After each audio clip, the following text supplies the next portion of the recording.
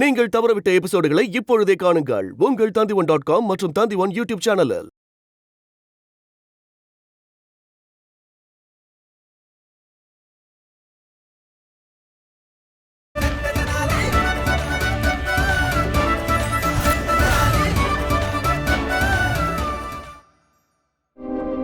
அற்புதம் பண்டித ராமகிருஷ்ணரே, அற்புதம். மேல வைரம், கீழே கற்கள்.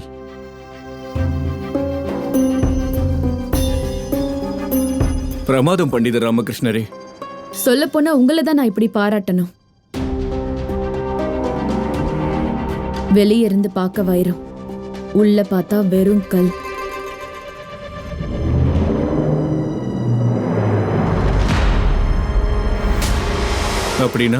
அப்படின்னா பண்டித ராமகிருஷ்ணர் கிட்ட இருந்து கத்துக்கங்க.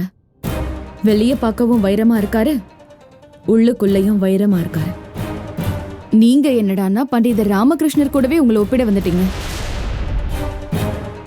ஆனா உண்மையை சொல்லணும்னா நீங்க அவர் முன்னாடி சூரியனுக்கு முன்னால இருக்கிற ஒரு விளக்கு மாதிரி தான்.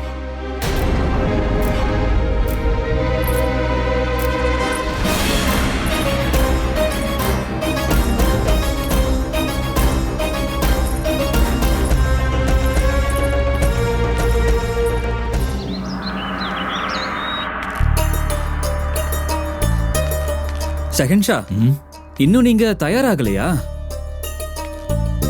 ஆனா நீங்க தயாரா நிக்கிறீங்க. பிரமாதம். எனக்கு ஒரு விஷயம் சொல்லுங்க பீர்பால் அவர்களே, நாம இங்க விருந்து சாப்பிட வந்திருக்கோமா? ஷஹன்ஷா, ஆனா மகாராணியோட அழைப்ப மறுக்கவே முடியாது இல்லையா? என்னோட தாத்தா அடிக்கடி ஒரு வாக்கியத்தை சொல்லுவாரு, நம்மள யாராவது அன்போடு கூப்பிட்டாங்கன்னா அந்த அழைப்பை நாம மறுக்கவே கூடாது. என்னுடைய தாத்தாவும் அடிக்கடி ஒரு வாக்கியத்தை சொல்லுவாரு, யாருடைய உப்பை சாப்பிடுறோமோ அவங்களுக்கு விசுவாசமா இருக்கணும்னு சொல்லுவாரு. ஆனா ஷஹன்ஷா, நாம இங்க யாருக்கும் ஒன்னும் துரோகம் பண்ண வரல. அப்புறம் மகாராணியும் நம்மள எவ்வளவு பாசத்தோடையும் அன்போடையும் கூப்பிட்டு இருக்காங்க. எனக்கு நீங்க ஒரு விஷயம் சொல்லுங்க பீர்பால் அவர்களே. கேளுங்க ஷஹன்ஷா. நீங்க என் பக்கம் இருக்கீங்களா இல்ல அவங்க பக்கம் இருக்கீங்களா? இதுல என்ன சந்தேகம், நான் உங்க பக்கம் தான் இருப்பேன். முன்னாடி வாங்க. ஷஹன்ஷா, சொல்லுங்க. இங்க வைர சுரங்கம் இருக்குன்னு இன்னைக்கு நிரூபணம் ஆயிடுச்சு. ஆனா நீங்க மன்னிச்சிடுங்க ஷஹன்ஷா, அது இன்னும் நிரூபணம் ஆகல. என்ன நம்புங்க, இது எல்லாமே பண்டிதர் ராமகிருஷ்ணரோட ஆட்டம். சரி, உங்களுக்கு நாளைக்கு வரைக்கும் அவகாசம் இருக்கு. ஆனா அதுக்குள்ள இங்க வைர சுரங்கம் இல்லைங்கிறத நீங்க நிரூபிச்சு காட்டிருங்க. ஆனா ஞாபகம் இருக்கட்டும், அப்படி ஒரு வேளை இங்க வைர சுரங்கம் இல்லைங்கிறத நிரூபணம் ஆயிடுச்சுன்னா, விஜயநகரம் என்னோட விளையாடி இருக்காங்கன்னு தெரிய வந்ததுன்னா, விஜயநகரத்தோட எல்லையில இருக்க என்னுடைய படை எல்லாரும் விஜயநகரத்துக்குள்ள இறங்கிடுவாங்க. பண்டிதர் ராமகிருஷ்ணரே, என்னை எப்படிப்பட்ட சிக்கல்ல மாட்டி விட்டுருக்கீங்க. இப்ப மட்டும் நான் இங்க வைர சுரங்கம் இல்லைன்றத நிரூபிச்சிட்டேன்னா இங்க யுத்தம் ஆரம்பிச்சிடும். அதுவே அதை நிரூபிச்சு காட்டலன்னா நான் என் ஷஹன்ஷாவை ஏமாத்தின மாதிரி ஆயிடும். ஏன்னா இங்க எந்த விதமான வைர சுரங்கமும் இல்லைன்றது எனக்கு தெரியும். இப்போ நான் என்னதான் பண்றது? என்னாச்சு பீர்பால் அவர்களே, என்ன சிந்தனையில மூழ்கி இருக்கீங்க? என்னோட மாமா அடிக்கடி ஒரு வாக்கியம் சொல்லுவாரு, ஒரு மனிதன் சிந்தனையில மூழ்கி இருந்தான்னா அவனுடைய முடிவுகள் பலவீனமானதா இருக்குமா. மாஷா அல்லாஹ், மாஷா அல்லாஹ். உங்க மாமா ஒரு மிகப்பெரிய ஞானிதான். சொல்ல போனா என்னோட மாமாவும் ஒரு வாக்கியத்தை சொல்லுவாரு, யோசிக்காம சிந்திக்காம எந்த ஒரு வேலையை பண்ணாலும் கடைசியில அதுல நம்ம தான் தவிக்க வேண்டியது இருக்குன்னு சொல்லுவாரு. நீங்க என்னதான் சொல்ல வரீங்க? ஒருவேளை விஜயநகரத்துல வைர சுரங்கம் இருக்குன்னு வச்சுக்கோங்க. அப்படின்னா ஷஹன்ஷா, விஜயநகரம் இப்போ ரொம்பவே சக்தி வாய்ந்த ராஜ்யமா மாறிடுச்சுன்னு நம்ம ஒத்துக்கணும். ஆயுதங்கள் மற்றும் ராணுவத்துக்கு விஜயநகரத்துல எந்த குறையும் இருக்காது. இந்த நேரத்துல அவங்க மேல போர் தொடுக்கிறது எனக்கு என்னமோ சரின்னு படல. பீர்பால் அவர்களே, நாளைக்குள்ள இந்த சுரங்கத்தை பத்தின உண்மை வெளியில வரலனா என்ன நம்புங்க, உங்க மாமா என்ன வேணா சொல்லி இருக்கட்டும், நான் போர் தொடுத்துருவேன். வாங்க வாங்க வாங்க வாங்க வாங்க வாங்க ஜெகம் பண்ண, வாங்க வாங்க வாங்க பீர்பால். அடடா, வாசனையே ரொம்ப பிரமாதமா இருக்கே. எப்படி வராம இருக்கு? எல்லாமே என்னோட மேற்பார்வையில பண்ணதாச்சே. நான் என்னன்னு சொல்றது, ஒத்த கால்ல நின்று தளர்த்தி பண்ண வச்சேன். அது மட்டும் இல்ல, எல்லா சமையல்காரங்களையும் ஒத்த கால்ல நிக்க வச்சு சமைக்க வச்சேன். அப்படி விரட்டி விரட்டி எல்லாத்தையும் சமைக்க வச்சேன். வாங்க வாங்க மகாராணி, அரே வாங்க. நீங்க என்ன பேசிட்டு இருக்கீங்க? என்னன்னு சொல்றது மகாராணி, இந்த ஜகம்பனா அக்பர் அவர்களின் வைபவத்தை என்னன்னு வர்ணிக்கிறது. நாலா பக்கமும் எல்லா திசைகள்லயும் இவரோட புகழதான் பாடுறாங்க. அத பார்த்து என்னோட கண்கள்லாம் வியந்து போயிடுச்சு. ரொம்ப கஷ்டப்பட்டு என் கண்களை திறந்து பார்க்க வேண்டியதா இருந்துச்சு. என்ன பண்டிதர் ராமகிருஷ்ணரே, சரிதானே? குரு சொல்றது உண்மைதான் மகாராணி. ஜஹாம்பனுடைய மாளிகையை பார்த்து நானும் ரொம்ப ஆச்சரியம் அடைஞ்சிட்டேன். உங்ககிட்ட அனுமதி கேட்கணும்னு கூட நினைச்சேன். ஏன் நம்ம ராஜா மாளிகையை கூட வைரங்களால அலங்கரிச்சிட கூடாது? இப்ப இவ்வளவு வைரங்களை வச்சுக்கிட்டு என்ன பண்றது? கண்டிப்பா. மகாராணி வாழ்க. இது கடந்த 1 மணி நேரத்துல கிடைச்ச வைரங்கள். அடுத்த கட்ட தோண்டுதல் பணி நடந்துகிட்டு இருக்கு.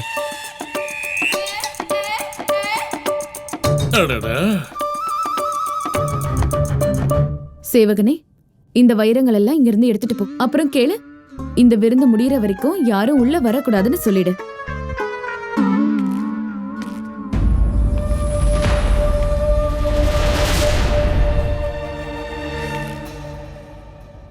இதுதான் சரியான வாய்ப்பு. இப்பவே மகாராஜா அக்பர் கிட்ட விஜயநகரத்துல வைர சுரங்கம் கிடைக்கலன்ற உண்மையை சொல்லிட வேண்டியதுதான். இந்த பொய்யை நம்ம உடைச்சிட்டா பண்டிதர் ராமகிருஷ்ணருக்கு உடனே மரண தண்டனையும் கிடைச்சிரும்.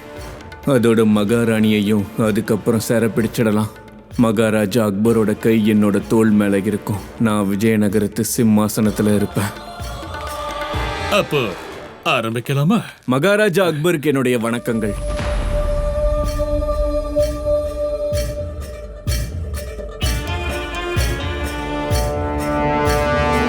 இப்ப இவன் எதுக்காக இங்க வந்திருக்கான்? இவனுக்கு தான் வயித்துல பிரச்சனை இருக்குல்ல. இப்ப இங்க இந்த பிரச்சனையும் உருவாக்கிடக்கூடாது. மகாராஜா அவர்களே, உங்ககிட்ட நான் ஒரு முக்கியமான விஷயத்தை பத்தி பேச விரும்புறேன். மகாராஜா அக்பர் அவர்களே, நான் என்ன சொல்ல வரேன்னா, இவன் மொத்த உண்மையையும் உடைக்காம விட மாட்டான் போல இருக்கே. என்ன சொல்ல விரும்புறீங்க? அதாவது எந்த விஷயத்தை பத்தினா,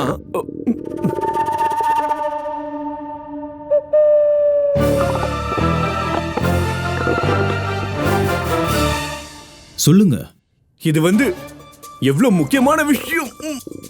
மகாராஜா, நான் கொஞ்ச நேரத்துல வந்துடுறேன்.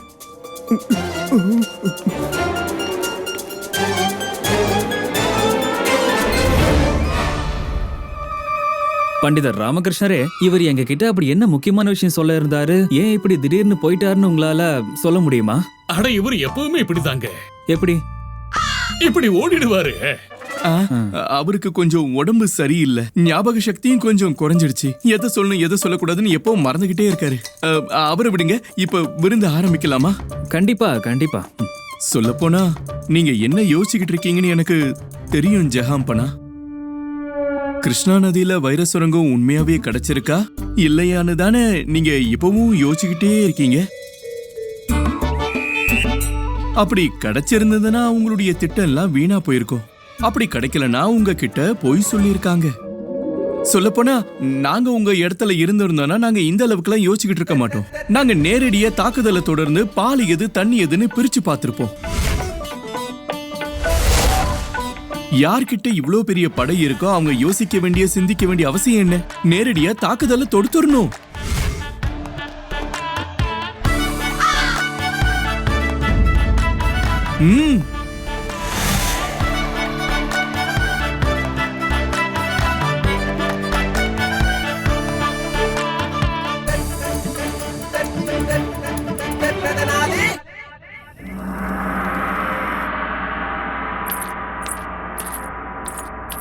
இந்தாங்க பால்.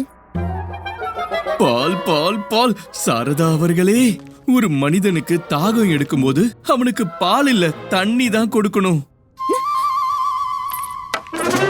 வாய மூடு. தண்ணி கொடுக்கணுமா? பாவம், தண்ணி இருந்தா தானே கொடுப்பா. நீ என்னமோ சொல்லிட்டு போன, தண்ணி வந்துரும்னு. தண்ணி எங்க? பொறுமையா இருங்கம்மா, பொறுமையா இருங்க. நாளைக்கு கிருஷ்ணா நதியில தண்ணி வந்துரும். பாட்டி, சாரதாமா, காப்பாத்துங்க. அந்த உன்னை என்கிட்ட இருந்து காப்பாத்த இன்னும் யாரும் பிறக்கவே இல்லை. என்னாச்சு? அவனை காப்பாத்த போறவ ஏற்கனவே 60 வருஷத்துக்கு முன்னாடியே பிறந்துட்டேன். ஜாக்கிரதை, என்னோட பேரை மேல கை வச்சனா அவ்வளவுதான். பேரனா? சாரதா தேவி அவங்களோட மகன பேரன்னு சொல்றாங்க. எவ்வளவு முறை உங்ககிட்ட சொல்லியிருக்கேன், வார்த்தைகள் மட்டும்தான் என்னோடது, ஆனா எண்ணங்கள் எல்லாம் அம்மாவோடது. அப்படியா?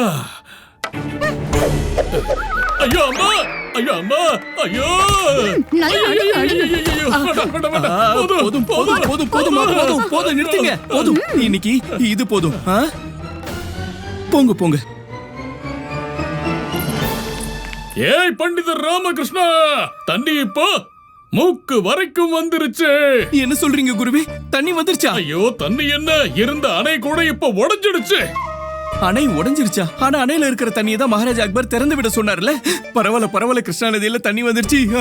ஐயோ நான் அந்த தண்ணிய பத்தி அந்த அணைய பத்தி எல்லாம் இங்க பேசிக்கிட்டு இருக்கல. நான் பேசிக்கிட்டு இருக்கிறது என்னன்னா, உங்க புத்திரன் இருக்கானே அந்த உதவாக்கற பாஸ்கர், அவனோட சில்மிஷங்களுக்கெல்லாம் ஒரு முடிவே இல்லாம போய்கிட்டு இருக்கு. இதுக்கு மேல என்னால பொறுத்துக்கிட்டு இருக்க முடியாது. என்னோட சகிப்பு தன்மையே இப்போ இப்போ இப்போ முடிஞ்சு போச்சு. அப்ப அப்படி சொல்லுங்களேன். சரி விடுங்க, நான் சொல்றதை கேளுங்க. நீங்க கேளுங்க பண்டிதர் ராமகிருஷ்ணரே. இதுக்கு மேல உங்களோட மகன் பாஸ்கர், என்னோட மகன் அமரப்பள்ளிய. அட என்னாச்சு? மகா ஞானி சூர வீரர் பண்டித தத்தாச்சாரியாரை எல்லாரும் போற்றி பாடிக்கிட்டு இருக்காங்க. நீங்க என்ன சொல்ல வரீங்க பண்டிதர் ராமகிருஷ்ணரே? தத்தாச்சாரி என்ன புகழ்ந்து பாடிக்கிட்டு இருக்காங்களா? அட எங்க புகழ்ந்து பாடிக்கிட்டு இருக்காங்க? எனக்கு அப்படி ஒரு சத்தமும் கேட்கலையே. காதை திறந்து நல்ல கவனமா கேளுங்க குருவே. மக்கள் குரல் எதிரொலிக்கின்றது, தத்தாச்சாரியாரை அது வாழ்த்துகிறது. மக்கள் குரல் எதிரொலிக்கின்றது, தத்தாச்சாரியாரை அது வாழ்த்துகின்றது. ஐயோ எங்க இதெல்லாம் நடந்துகிட்டு இருக்கு? அங்க நடந்துகிட்டு இருக்கு குருவே, அங்க. அட அதுதான் எங்க? விஜயநகரத்திலையும். யாரு பாடிக்கிட்டு இருக்காங்க? பிரஜைகள் மற்றும் சாக்ஷாத் மகாராணியும் கூட. பண்டிதர் தத்தாச்சாரியார், பண்டிதர் தத்தாச்சாரியார். ஓ இது என்ன? என்ன? உங்க பேர்ல ஒரு நாணயம், தங்க நாணயங்கள்ல உங்க பேரை பதிச்சிருக்காங்க. இப்ப அத பாருங்களேன், வரவேற்பு நடந்துகிட்டு இருக்கு. ஐயோ உங்களுக்கு தான் குருவே, வேற யாருக்கு? பாராட்டு மழை பொழிஞ்சுகிட்டு இருக்கு, பூக்களின் மழை பொழிஞ்சுகிட்டு இருக்கு. ஐயோ பண்டிதர் ராமகிருஷ்ணரே, நீங்க முதல்ல எனக்கு கொஞ்சம் எதை சொல்றீங்களா? நீங்க என்னதான் சொல்ல வர்றீங்க? நான் உங்களுக்கு சொல்லலாம் வரல குருவே, நான் உங்களுக்கு காட்ட விரும்புறேன். மகாராணி இன்னைக்கு என்கிட்ட என்ன சொன்னாங்க தெரியுமா? மகாராணி என்கிட்ட சொன்னாங்க, பண்டிதர் ராமகிருஷ்ணரே, நம்மளுடைய விஜயநகரத்துல பலம் மற்றும் புத்தி ரெண்டுமே இருக்கிற ஆளு யாருன்னு கேட்டாங்க. யார்கிட்ட நம்மளுடைய படைகளை வழி நடத்தும் சாமர்த்தியமும் இருக்கு மற்றும் விஜயநகரத்துடைய கௌரவத்தை காப்பாத்த திறமைகளும் இருக்குன்னு கேட்டாங்க. அப்ப நான் உங்ககிட்ட யார பத்தி சொன்னேன் தெரியுமா? யார பத்தி? ஐயோ உங்களை பத்தி தான் குருவே, உங்களை பத்தி தான். நான் தெளிவா சொல்லிட்டேன். மகாராணி, நம்மளுடைய இந்த மொத்த ராஜ்யத்திலையும் வெறும் ஒரே ஒரு நபருக்குள்ளதான் இந்த அனைத்து குணங்களும் இருக்குன்னு சொல்லிட்டேன். அந்த நபர் நம்ம எல்லாருமே பூஜிக்கிற ராஜகுரு பண்டித தத்தாச்சாரியர்னு சொல்லிட்டேன். உங்களுடைய விசாலமான தோள்கள்ல மட்டும்தான் இந்த சுமையை இறக்கி வைக்க முடியும்னு சொல்லிட்டேன். ஆனா ஆனா மகாராணி முடியாதுன்னு சொல்லிட்டாங்களே.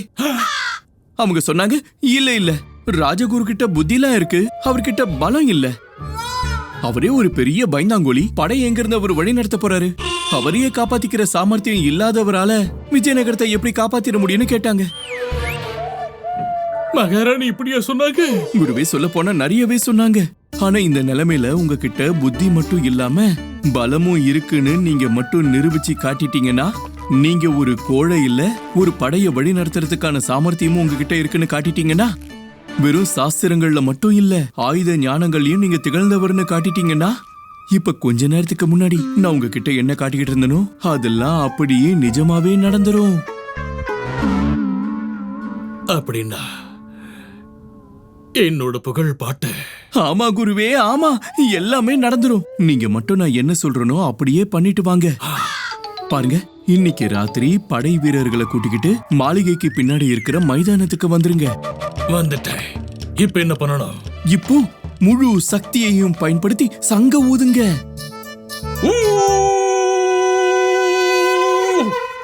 ஊதிட்டேன். இப்ப வீரர்களுக்கு கட்டளை இடுங்க, எப்படி யுத்தம் செய்யணும்னு நல்லா சத்தமா சொல்லுங்க. வீரர்களே, முன்னேறுங்க, தாக்குங்க சொல்லிட்டேன். இப்ப நீங்களே வாளை வீசுற மாதிரி நடிங்க.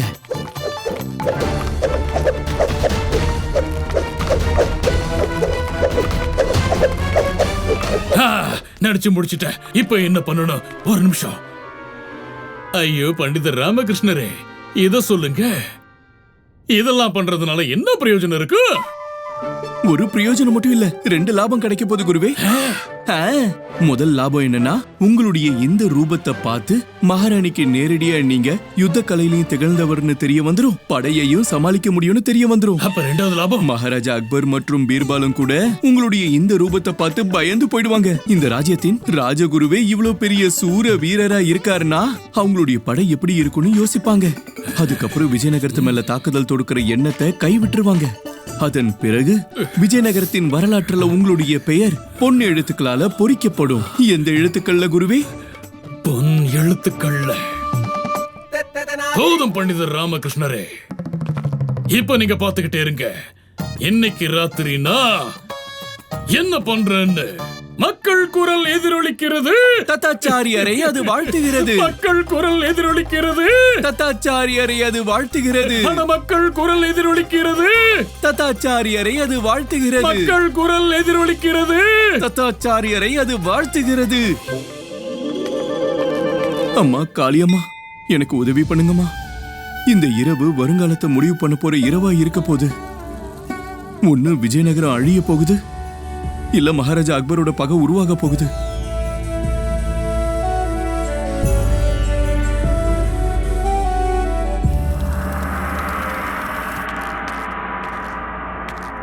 ஷெஹன்ஷா, நீங்க கவலையில இருக்கிற மாதிரி தெரியுது. ஏன்னா நீங்க தான் எந்த ஒரு கவலையும் இல்லாம இருக்கீங்கல்ல. உங்க கவலைக்கு என்ன காரணம்னு சொல்லுங்க. காரணமா? காரணம் உங்களுக்கு தெரியாதா பீர்பால்? பண்டிதர் ராமகிருஷ்ணர் என்னுடைய கோவத்தை சீண்டி விட்டுருக்காரு. ஆனா ஏன் விஜயநகரத்துக்கு முகலாய படை மேல பயம் இல்லையா? இந்த நிலையில உங்களால எப்படி கவலை இல்லாம இருக்க முடியுது? மன்னிச்சிருங்க ஷெஹன்ஷா, என்ன மன்னிச்சிருங்க. ஆனா இந்த விஷயத்தை பத்தி ஒரு பழமொழியும் இருக்கு. என்னோட பெரியப்பா இந்த பழமொழியை பத்தி சொல்லிட்டு இருப்பாரு. யாருக்கிட்டையும் உன்னோட உண்மையான நிலைமையை பத்தி சொல்லிடாத, எதுவா இருந்தாலும் கொஞ்சம் மிகையாவே சொல்லுன்னு சொல்லுவாரு. பண்டிதர் ராமகிருஷ்ணரும் இதே தான் சொல்லிக்கிட்டு இருக்காரு ஷெஹன்ஷா. இல்ல, ஏதோ ஒரு விஷயம் இருக்கு பீர்பால் அவர்களே. இல்லனா பண்டிதர் ராமகிருஷ்ணர் என்னை இப்படி சும்மாலாம் சீண்ட மாட்டாரு. இதுக்கான அர்த்தம் என்னன்னா, விஜயநகரம் எல்லாத்துக்கும் தயாரா இருக்காங்க. எதுக்கும் அவங்க தயாரா இருக்காங்க. மகாராஜா அக்பருக்கு என்னுடைய வணக்கங்கள். இந்த தடவை இவன் தப்பிச்சு ஓடிடக்கூடாது. ஆனா மகாராஜா, நான் என்ன தப்பு பண்ண? ஏன்னா ஒவ்வொரு முறையும் நீ சொல்ல வந்ததை பாதியிலே நிறுத்திட்டு ஓடிடுற. இந்த தடவை நீ சொல்லியே தான் ஆகணும். சொல்லு, அப்படி எந்த விஷயத்தை தான் நீ என்கிட்ட சொல்ல முயற்சி பண்ணிக்கிட்டு இருக்க? சொல்லு. மகாராஜா, விஷயம் என்னன்னா, நான் உங்களோட ஒரு நட்பை உருவாக்கிக்க விரும்புறேன். இது நீங்க விஜயநகரத்தின் மகா மந்திரியா சொல்றீங்களா இல்ல? இல்ல, இது நான் உங்க நட்பை எதிர்பார்த்து தான் சொல்றேன். மகாராஜா, நீங்க மட்டும் விஜயநகரத்து மேல தாக்குதல் தொடுத்தீங்கன்னா என் ஆதரவு உங்களுக்கு தான். ஒருத்தங்க தானாவே வந்து நட்பு உறவை நீட்டுறாங்கன்னா கண்டிப்பா அது உள்ள ஏதோ ஒரு சுயநலம் இருக்கும். நான் என்ன சொல்ல வரேன்னு உங்களுக்கு புரியுதில்ல? சரி, நானே சொல்றேன். ஒரு பொருள் மேல ஒரு மனிதனுக்கு ஆசை இருந்ததுன்னா அந்த பொருள் மேல தன்னுடைய அன்பு தானாவே பொழிய ஆரம்பிச்சிடும். அதனால நீங்களே சொல்லிருங்க, இதுல உங்களுடைய நோக்கம் என்னன்னு. அது நல்ல நோக்கம்தான் மகாராஜா. தாக்குதலுக்கு பிறகு நீங்க வெற்றி அடைஞ்சதும் விஜயநகரத்தோட சிம்மாசனத்தை நீங்க எனக்கு வழங்கிடணும்.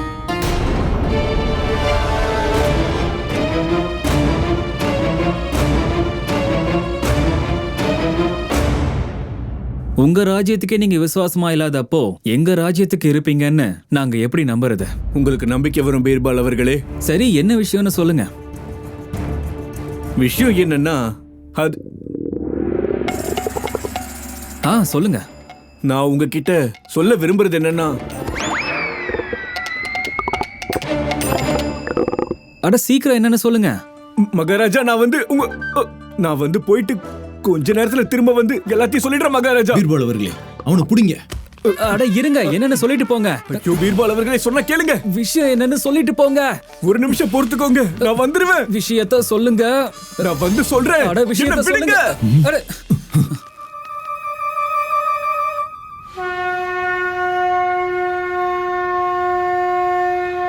வாங்க போலாம்.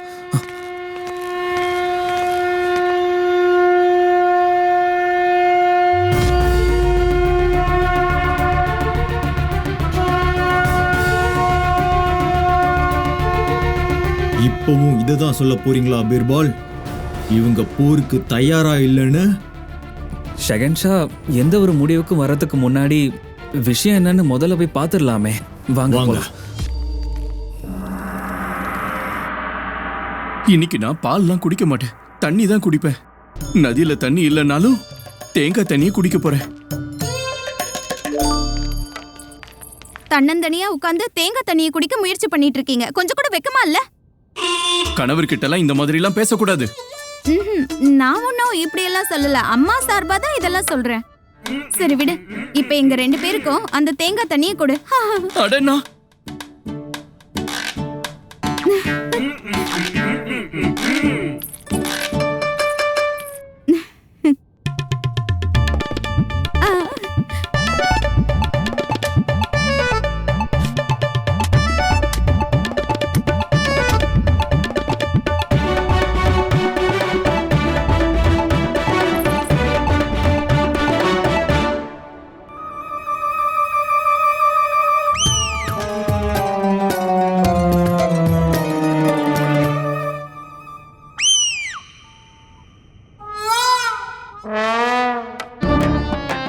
நீ எனக்கு இந்த தேங்காய் தண்ணியை தந்து என்ன சந்தோஷப்படுத்திட்ட. இப்போ இந்த அம்மாவோட ஆசீர்வாதத்தினால உன்னோட தண்ணீர் தாகமும் தணிஞ்சிடும். ஆஹா, இருந்த தேங்காய் தண்ணியை வச்சு உங்க தாகத்தை தணிச்சுக்கிட்டு என் தாகத்தை தணிச்சுக்க ஆசீர்வதிக்கிறீங்களா? சரி சரி, நான் உங்களுக்காக போய் பால் கொண்டு வரேன். திரும்ப பாலா? வேண்டாம். அப்பா அப்பா அப்பா, அக்கம் பக்கத்துல இருக்கிற எல்லா ராஜ்யங்களுக்கும் இந்த தகவல் போய் சேர்ந்துருச்சு. அவங்க எல்லாரும் இன்னைக்கு ராத்திரி விஜயநகரத்துக்கு வந்துருவாங்க. ஆனா ஒரு விஷயம் சொல்லுங்க, எதுக்காக நீங்க நாளைக்கு மகாராணியோட பிறந்த நாள்னு சொல்லி எல்லாரையும் விஜயநகரத்துக்கு வர சொல்லி இருக்கீங்க? நாளைக்குதான் மகாராணியோட பிறந்த நாளே இல்லையே. இல்ல பாஸ்கர், நாளைக்கு உதிக்கிற சூரியன் வெறும் மகாராணிக்கு மட்டும் இல்ல, இந்த மொத்த விஜயநகரத்துக்குமே ஒரு புது பிறவியா உதிக்க போகுது.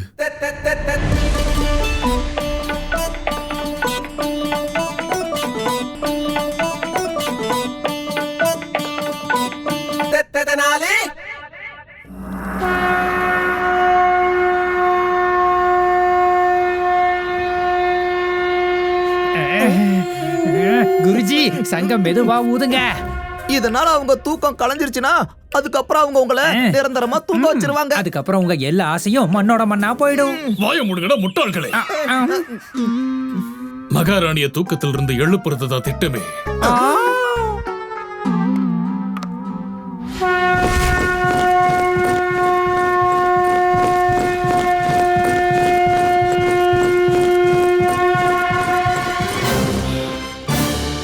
ஞாபகம் இருக்கட்டும் வீரர்களே,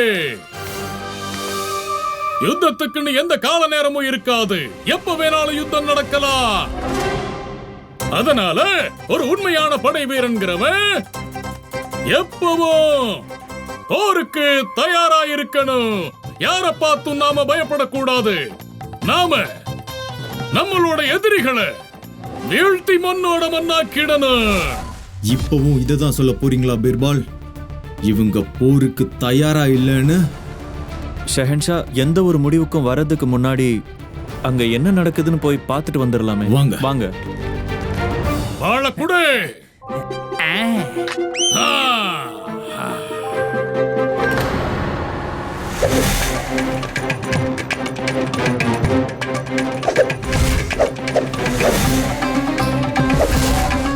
அட ஷெகன்ஷா, இது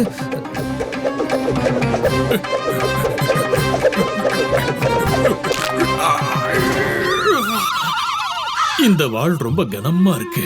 என் கையெல்லாம் வலிக்க ஆரம்பிச்சிருச்சு. ஏதாவது லேசா தூக்கி சுத்தலாம்.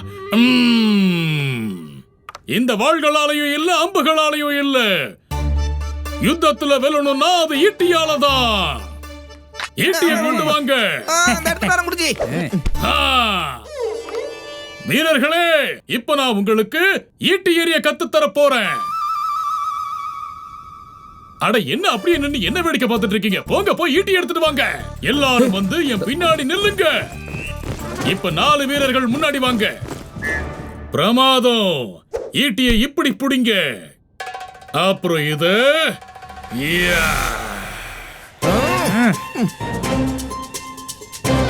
மகாராணி பாத்துக்கிட்டு இருக்காங்களா இல்லையா? கண்டிப்பா என்னோட திறமைகளை எல்லாம் ஒளிஞ்சிருந்து பாத்துக்கிட்டு இருப்பாங்க. வீரர்களே,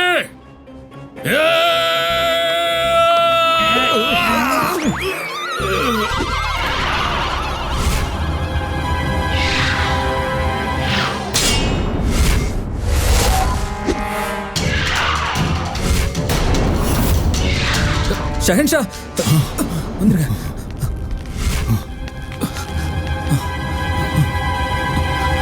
இன்னும் நீங்க உங்களுடைய கனவுல இருந்து எந்திரிக்க போறது இல்லையா பீர்பால்?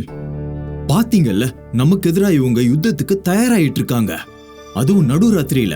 ஷஹன்ஷா, இதெல்லாம் வெறும் நம்மள பயம்புறுத்துறதுக்கான நாடகம் மட்டும்தான். அப்படியா? இப்பதான் உயிரை கையில புடிச்சுக்கிட்டு தப்பிச்சு ஓடி வந்திருக்கோம். நீங்க என்னன்னா இது நாடகம்னு சொல்றீங்களா? இது வெறும் ஒரு நாடகம் தான். நான் வேணா நிரூபிச்சு காட்டுறேன். இங்க வைர சுரங்கம் இல்லங்கிறதே நீங்க நிரூபிச்சு காட்ட முடியல, இப்ப இதை நிரூபிச்சு காட்டுறேன்னு சொல்றீங்க. ஷஹன்ஷா, விஜயநகரத்தின் படையால நம்ம படைக்கு முன்னாடி தாக்கு பிடிக்க முடியாதுன்னு மகாராணிக்கு நல்லாவே தெரியும். அதனாலதான் அந்த நாடகத்தை நடத்திக்கிட்டு இருக்காங்க.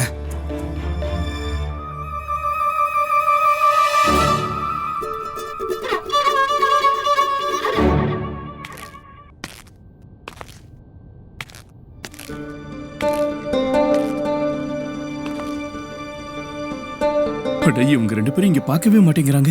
அவங்களுக்குள்ளேயே பேசிக்கிட்டு இருக்காங்க. என்ன சொல்லிக்கிட்டு இருக்கீங்க? உண்மையாவா? நீ என்ன விளையாடிக்கிட்டு இருக்கிற நண்பா? சிரிச்சு சிரிச்சு வயிறு வலிக்க ஆரம்பிச்சிருச்சு. பண்டிதர் ராமகிருஷ்ணர் இந்த நேரத்துல இங்க என்ன பண்ணிக்கிட்டு இருக்காரு? மாதவப்பள்ளி ராஜ்யத்தின் மகாராஜா வரார் வரார் வரார். வாங்க மகாராஜா, விஜயநகரத்துக்கு உங்களை வரவேற்கிறேன். ஷகன்ஷா, இது பக்கத்துல இருக்கிற ராஜ்யமான மாதவப்பள்ளி ராஜா வெங்கு சுவாமி. என்ன அவமானப்படுத்துறதுக்காக தான் இங்க வர சொன்னியா பண்டிதர் ராமகிருஷ்ணரே? எதுக்காக இவர் இவ்வளவு சத்தமா பேசுறாரு? ஒருவேளை அவங்களுக்கு கேட்டுடுச்சுன்னா? இப்ப இவர் எதை பத்தி பேசிக்கிட்டு இருக்காரு? ஏன் என்ன வரவேற்கிறதுக்காக யாருமே வரல? வரவேற்க வேற யாரும் வரல மகாராஜா. இது எனக்கான பெரிய அவமானம்.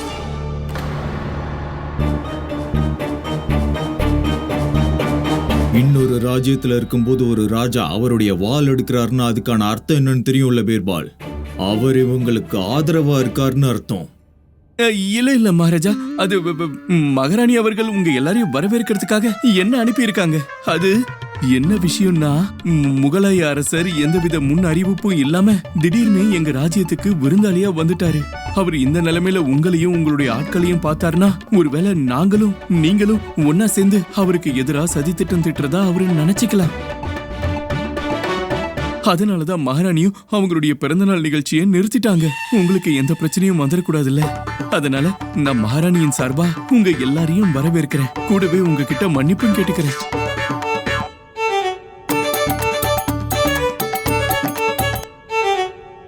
இப்படி கையெடுத்து கும்பிட்டுக்கிற அர்த்தம் இவங்க நமக்கு எதிராக போர் தொடுக்க தயாரா இருக்காங்க. ஆனா நீங்க என்னன்னா இங்க நாடகம் நடக்குதுன்னு சொல்றீங்க.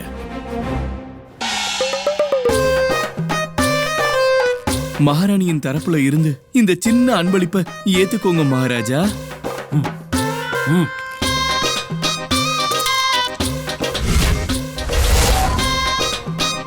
ஒரு கல்யாணத்துல இனிப்ப வழங்குற மாதிரி இங்க வைரங்களை வழங்கிக்கிட்டு இருக்காங்க. வாங்க மகாராஜா, வாங்க வாங்க மகாராஜா, வாங்க வாங்க. மகாராஜா விஜய் பிரதாப் வரார் வரார் வரார்.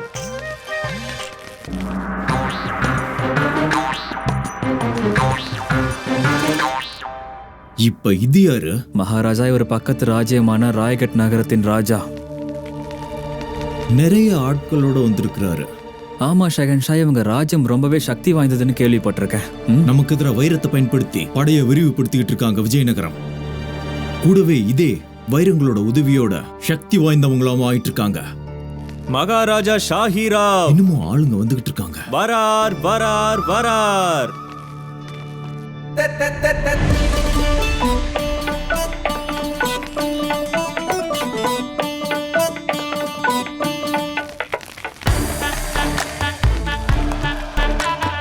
இவங்க எல்லாரும் இங்க ஒண்ணு கூடுறது போர் கண்டிப்பா நடந்தே தீருன்றதுக்கான அறிகுறி தான்.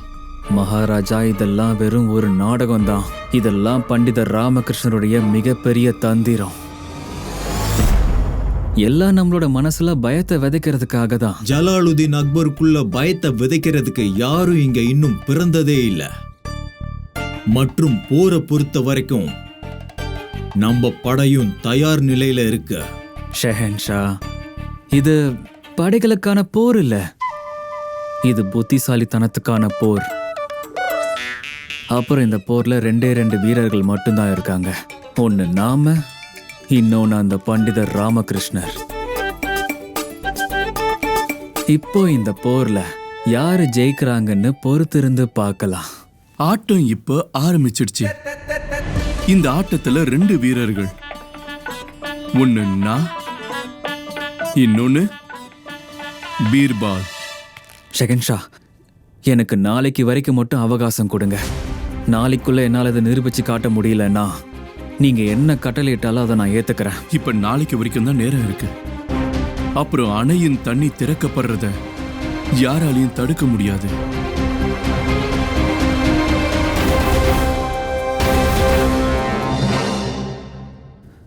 நன்றி ஷெகன்ஷா.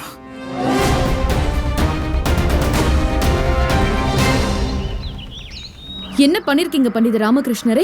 என்னுடைய பிறந்த நாள்னு நாடகம் போட வேண்டிய அவசியம் என்ன இருந்தது?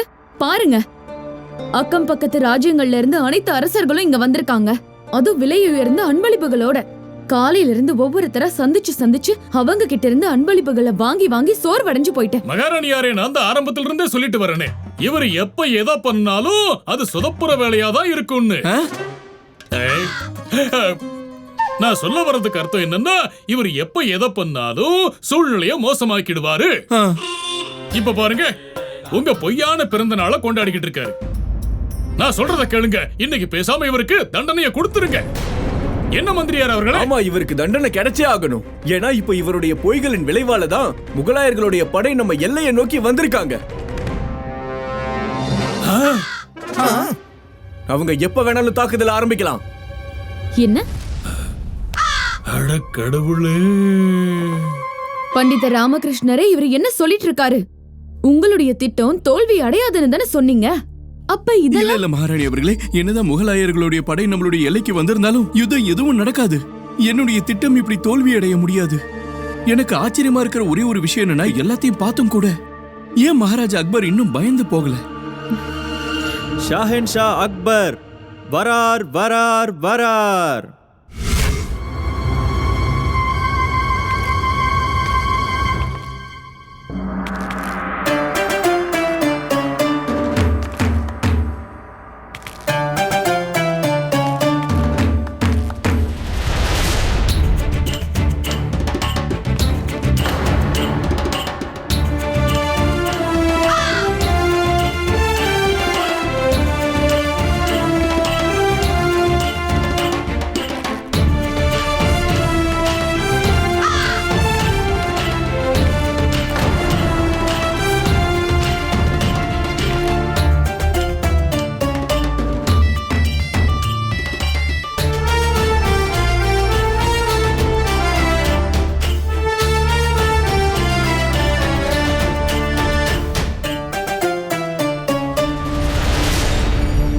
ஒரு வழியா மகாராஜா அக்பர் நம்ம மகாராணிக்கு சவால் விடுற நேரம் வந்துருச்சு.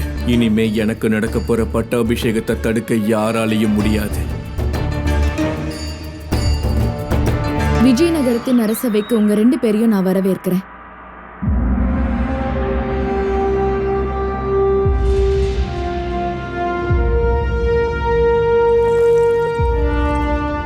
ஷெகன்ஷா, நான் உங்ககிட்ட என்ன சொன்னனோ அதை அப்படியே சொல்லிருங்க. அப்புறம் எப்படி உண்மை தானாவே வெளியே வருதுன்னு பாருங்க. மகாராணி அவர்களே, உங்க விருந்து உபசரிப்புக்கு நான் கடன் பட்டிருக்கேன். ஆனா நான் இப்போ ஒரு விருந்தாளியா இருந்து அரசனாக வேண்டிய நேரம் வந்துருச்சு. ஆச்சரியப்படாதீங்க. நான் என்ன சொல்ல வரேன்னா, விஜயநகரத்துல டெல்லி சாம்ராஜ்யத்தினுடைய கொடி பறக்க வேண்டிய நேரம் வந்துருச்சு.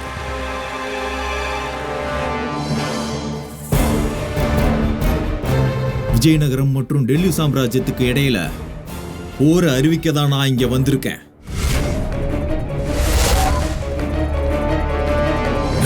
அட மகாராஜா என்ன சொல்லிக்கிட்டு இருக்காரு? மணி அவர்களே, இப்ப நாம யாசகம் எடுக்க தயாராகணும்னு நினைக்கிறேன். நம்ம கிழவனையும் தயார்படுத்தணும். போர் நடக்கும், கண்டிப்பா நடக்கும்.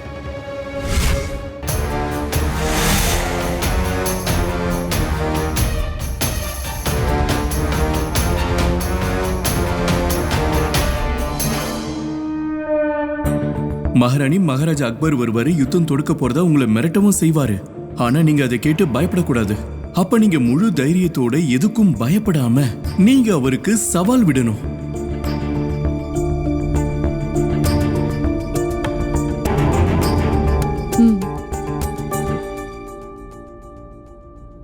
மகாராஜா அக்பர் அவர்களே, நல்ல வேலை. நீங்களே இந்த யுத்தத்தை பத்தி பேசிட்டீங்க. ஏன்னா இந்த யுத்தத்தை பத்தி உங்க 2 பேர்கிட்டயும் எப்படி பேசுறதுன்னு யோசிச்சுட்டு இருந்தேன். என்ன இருந்தாலும் நீங்க இங்க விருந்தாளிகள் இல்லையா?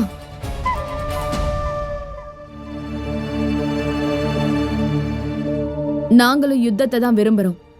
இப்ப தெற்குல இருந்த சாம்ராஜ்யம் வடக்கையும் ஆள போகுது.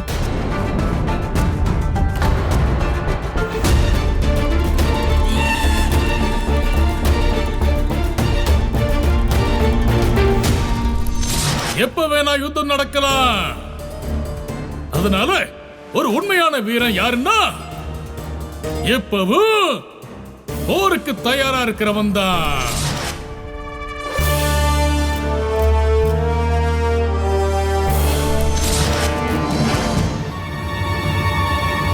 வரலாறே உங்களுக்கான சாட்சி மகாராணி அவர்களே. முகலாய ராஜ்யம் எப்பெல்லாம் எந்தெந்த ராஜ்யத்து மேல போர் தொடுத்திருக்கோ அந்த எல்லா போர்லயும் வெற்றியை தான் பெற்று இருக்கு. அப்படின்னா நீங்க ஒரு முறை விஜயநகரத்தோடையும் யுத்தம் செஞ்சு பாருங்க. எனக்கு முழு நம்பிக்கை இருக்கு. நம்பிக்கை மட்டும் இல்ல, நான் உங்களுக்கு வாக்கே கொடுக்கறேன். நீங்க உங்களுடைய எண்ணத்தை மாத்திக்குவீங்க.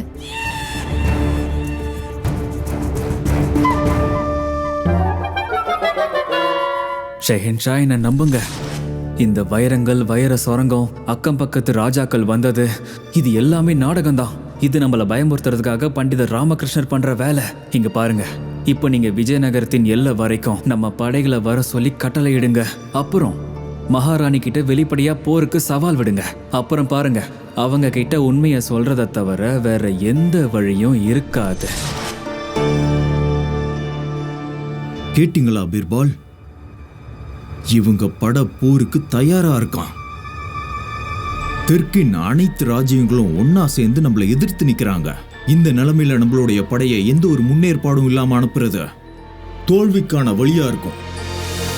இப்ப இதுக்கு ஒரே ஒரு வழிதான் இருக்கு. இந்த போர் நடக்க கூடாது. நானும் போரை விரும்பாதவன் தான். பேச்சுவார்த்தையிலே ஒரு விஷயம் தீரும்னா அப்புறம் போருக்கு என்ன வேலை இருக்கு? போர் வெறும் அழிவை மட்டும்தான் கொண்டு வரும். ஷெகன்ஷா, நீங்க ரொம்ப சரியா சொன்னீங்க. போரை நம்ம நிறுத்தியே தான் ஆகணும். மகாராணி அவர்களே, போர்ல இருந்து நீங்களும் பின்வாங்க விரும்பல, நானும் பின்வாங்க விரும்பல. ஆனா என் மூளைக்குள்ள ஒரு கேள்வி உதிக்குது. அதாவது போர்னா அதுக்கான உறுதியான ஒரு காரணம் இருக்கணும். அந்த காரணம் எனக்கு இங்க தெரியல. அது மட்டும் இல்லாம உங்களோட ஆறின் தண்ணியை நிறுத்தி இதை ஆரம்பிச்சு வச்சதே நான் தான். அதனால உங்க முன்னாடி நட்பு கரங்களை நீட்டி சமாதானம் பேச விரும்புறேன்.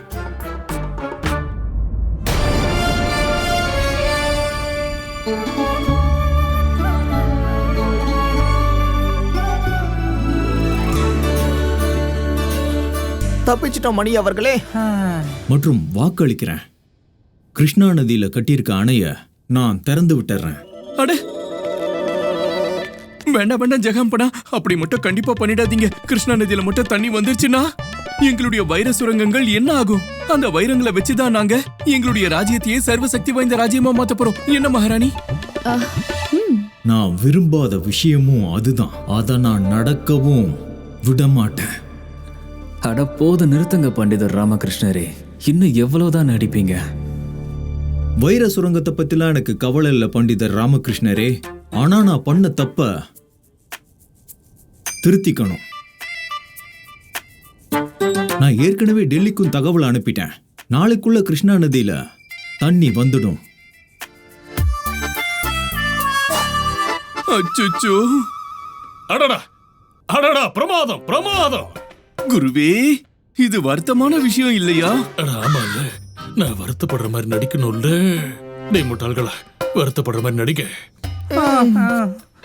மகாராணி, இங்க வைர சுரங்கம் இருக்கா இல்லையான்னு பார்க்க தான் நானும் என்னுடைய மகாராஜாவும் இங்க வந்தோம். ஆனா நான் ஒரு விஷயத்த உறுதியா சொல்லுவேன், இங்க வைர சுரங்கம் இருக்கோ இல்லையோ, ஆனா ஒரு கோஹினூர் வைரம் கண்டிப்பா இங்க இருக்கு.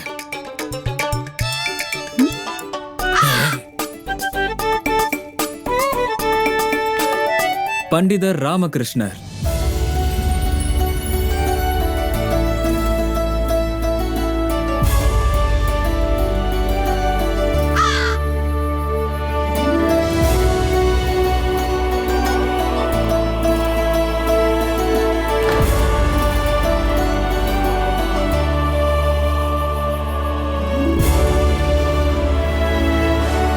இவர் வாழ்நாள் முழுக்க சம்பாதிக்காத மரியாதையே பண்டிதர் ராமகிருஷ்ணர் ஒரே நாள்ல சம்பாரிச்சிட்டாரு.